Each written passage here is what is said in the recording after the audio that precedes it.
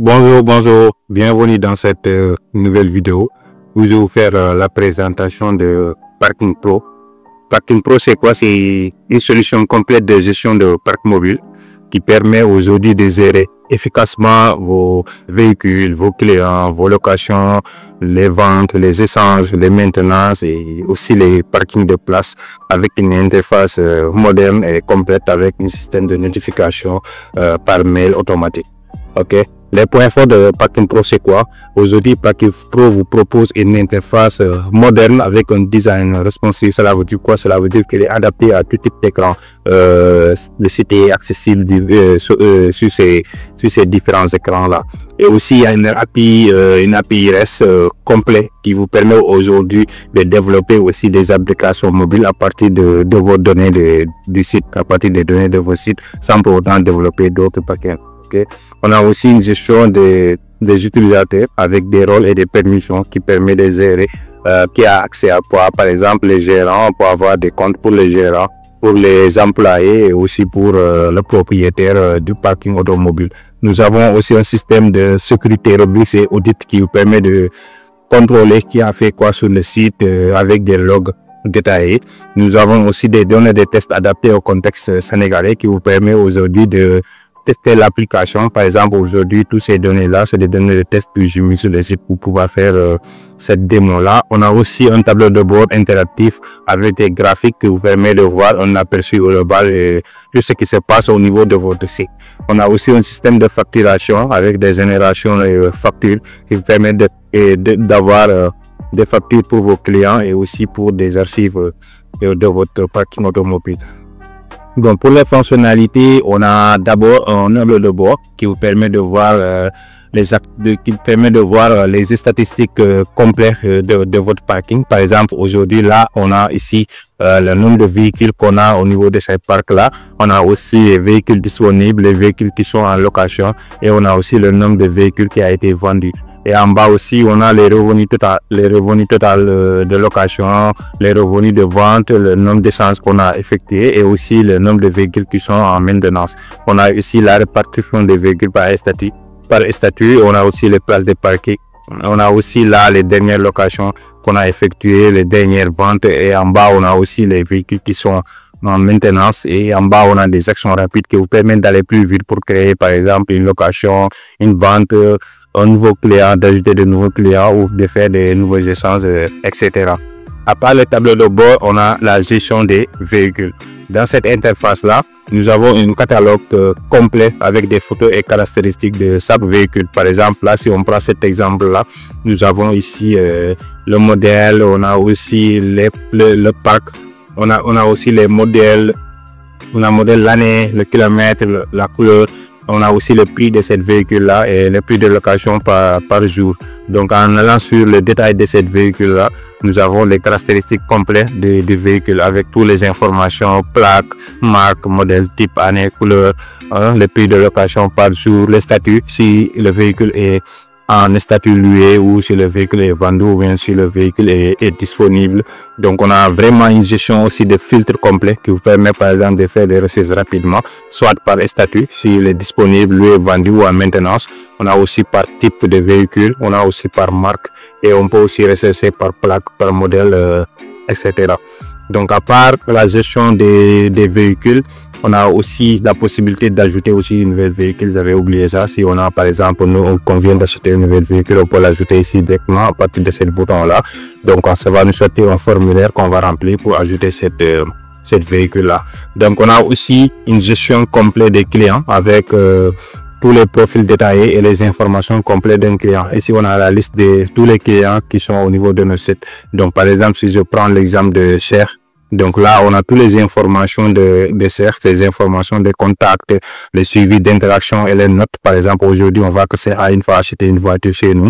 Donc là, vous voyez, on a historique des ventes complètes de Cher. Il avait pris un Porsche modèle 758. Donc ici, là, on a la possibilité d'ajouter une nouvelle vente pour Cher directement à partir de cette interface-là ou aussi de modifier les informations de Cher à partir de cette interface. Dans la part aussi les clients, on a aussi la partie location qui nous permet de gérer toutes les locations qui sont effectuées au niveau des sites. Donc là, on a la liste des sites On a aussi la possibilité de planifier et de suivre les locations qui sont en cours, de faire des calculs. Donc, le site fait automatiquement les calculs des prix et les durées aussi. Il fait aussi la gestion il prend encore la gestion des cautions, les contrats, le suivi des retours et aussi une notification et envoyer automatiquement quand on ajoute une nouvelle location. Donc là on a une formulaire qui va nous permettre là d'ajouter une location. Par exemple là on peut prendre une véhicule par défaut. Par exemple je prends cette véhicule là, je prends par exemple comme client Cheikh Sam, donc date de début on dit que c'est aujourd'hui, donc il doit le rendre par exemple le 31, donc automatiquement 5 jours les prix sont calculés automatiquement, nous on n'a rien à faire. Donc aussi on a ici la partie caution qui est définie par défaut, donc on pourra aussi le modifier. On peut mettre s'il paye sur place, on peut mettre sur payer. Donc s'il n'a pas payé, on peut laisser comme ça par défaut. Donc ici par en haut le calculateur est là et automatiquement il calcule automatiquement le prix selon la formule qui est le nombre de jours multiplié par le prix. Ok, on a ici des notes importantes, par exemple vérifier la disponibilité des véhicules. Ça c'est pour le gérant qui va gérer le site. Avant de faire une location, il doit vérifier la disponibilité du véhicule. La caution est généralement 20% du prix total, donc ça aussi qui est modifiable. On a les statuts et on pourra modifier le prix ici si on a des réductions par exemple pour cet client là. Ok, donc là si on retourne la liste de locations, donc on va ici on a la possibilité d'imprimer aussi la facture automatiquement ici. Donc là vous voyez on a le contrat de location ici, donc les informations de location, le locataire, on a le véhicule qui a été loué, on a aussi le prix qui s'affiche et les conditions de location qui s'affichent ici. Donc là on a la partie signature pour les deux parties.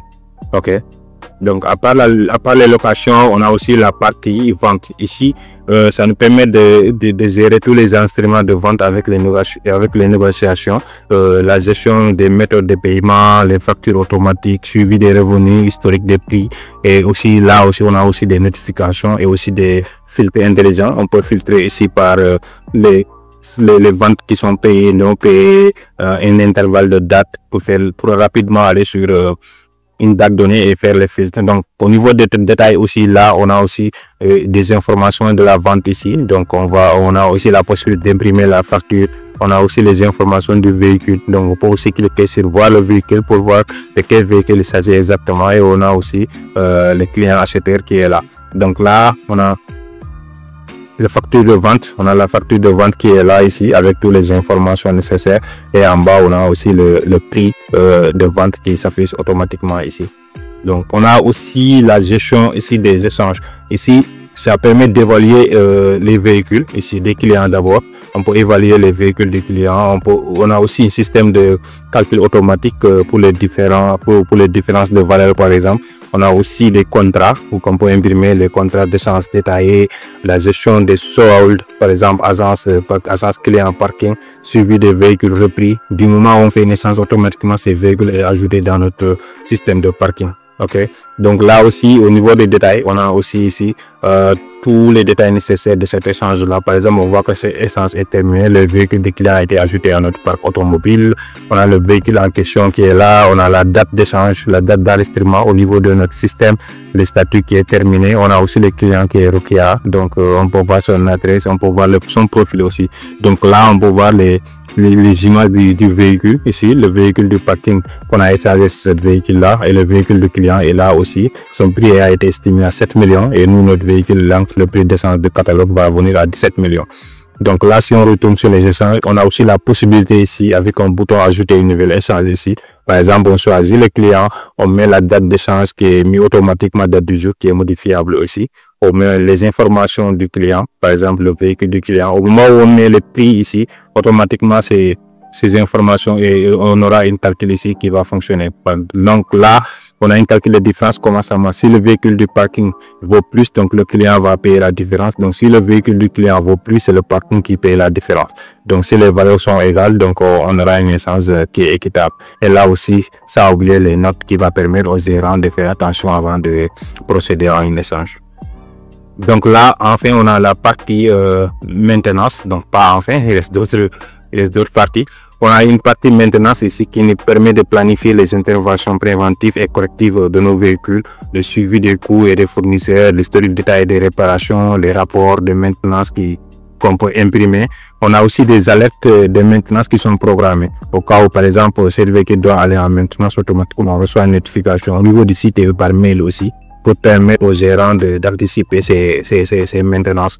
Donc là aussi, on voit qu'on a total de véhicules, on a 17 véhicules. Hein. Total maintenance, on a fait 17 maintenances au niveau de notre parking. Il y a des qui sont toujours en cours, donc les 15 sont terminés. On a dépassé 2 257 000 en maintenance. Donc là aussi, vous voyez, on a les statuts terminés. On peut voir aussi les détails, par exemple, d'une maintenance par rapport à une voiture donnée. Donc, pour cette véhicule-là, vous voyez, le maintenance est terminé. Donc, on a aussi les notes qui sont là, détails de maintenance, période, c'était dû à quoi. Par exemple, là, on a fait des changements de pneus, des maintenances préventives du véhicule. Donc là, on a l'historique ici. Donc, cette véhicule est allé en maintenance 3 fois. OK. Donc, on a la possibilité aussi d'imprimer le rapport de cette maintenance-là ici, en cas de prêt pour le gérant ou le propriétaire. OK. Donc, à part la maintenance, on a aussi la gestion du parc. Ici, c'est une gestion des emplacements avec un plan visuel. Donc là, on a une visuelle vraiment adaptée. Donc, l'emplacement, par exemple, zone à niveau 1, zone à niveau 1. Donc l'emplacement à 15, tu vois, exactement, on a avec les numéros qui nous permettent d'assigner automatiquement une véhicule à une place qui est libre. Donc là, on voit qu'on a 101 places ici. On a 101 places ici, dont 90 libres et 11 seulement qui sont occupés. Donc, on a aussi le taux d'occupation qui est calculé automatiquement avec un filtre aussi avancé qui nous permet de filtrer par libre ou occupé. Par exemple, si je mets pour afficher les places qui sont équipées, j'applique le filtre ici.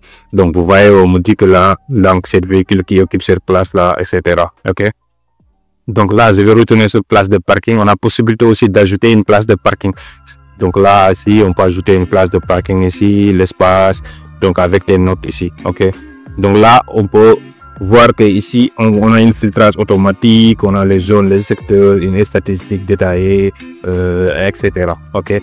Et ici, on a la gestion des comptes utilisateurs. C'est là qu'on va ménager vraiment nos utilisateurs. Donc, voir, on a total utilisateur, on a 3 utilisateurs qui sont actifs. De ce mois-là, on a ajouté 3, ce sont les 3, c'est le même mois qu'on a ajouté tous ces utilisateurs-là. Donc, on a les activités des utilisateurs. Qui a fait quoi? Par exemple, là, le dernier connexion que j'avais fait il y a 1h15 minutes. Tu vois, les connexions récentes. Donc, on a toutes ces informations-là, les sections qui sont actives. On a vraiment une vision globale, en fait, de notre activité. Donc là, on peut gérer les utilisateurs. Soit on clique sur le bouton, soit on vient sur le sidebar, on clique sur l'utilisateur. Donc là, vous voyez, on a un manager, un employé, un administrateur. Donc on peut ajouter autant d'utilisateurs qu'on veut. Par exemple, on a plusieurs employés, on peut les ajouter directement. Et à noter que cette interface-là varie selon l'utilisateur qui est connecté. Actuellement, je suis connecté avec un compte utilisateur, mais si je me connecte avec un compte, par exemple, manager ici, ça va être différent. Par exemple, là, je vais me déconnecter ici et je vais me connecter sur un compte manager, par exemple. Là, je vais mettre mon mot de passe ici.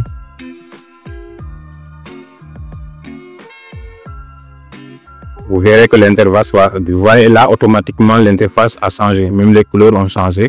Donc, par exemple, ici, le manager, vous voyez, lui, il ne peut pas gérer les utilisateurs. Vous voyez, cette partie ne s'affiche même pas pour lui. Donc, on voit que là, vous gérez les opérations quotidiennes en tant que manager. Donc, vous avez une limite des opérations. Donc, il y a certaines actions où vous ne pouvez pas faire. Par exemple, au niveau des véhicules, aussi, vous voyez qu'on a une différence. Lui, il a la possibilité de voir certaines informations. Mais certaines informations sont masquées pour cet utilisateur-là. OK, donc là, je vais me connecter sur le profil administrateur. Là, je vais trouver mon gestionnaire de mot de passe.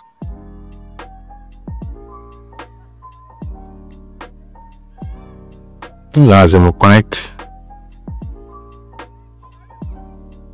Donc là, si je reviens par exemple sur la partie gestion des comptes, ici automatiquement, vous allez voir que là, on voit que le manager vient de se connecter au niveau du site et il s'est déconnecté ici il y a 0 minutes, il s'est connecté à 0 minutes. Vous voyez que là, vraiment, on a vraiment des logs qui nous permettent de voir qui a fait quoi sur le site.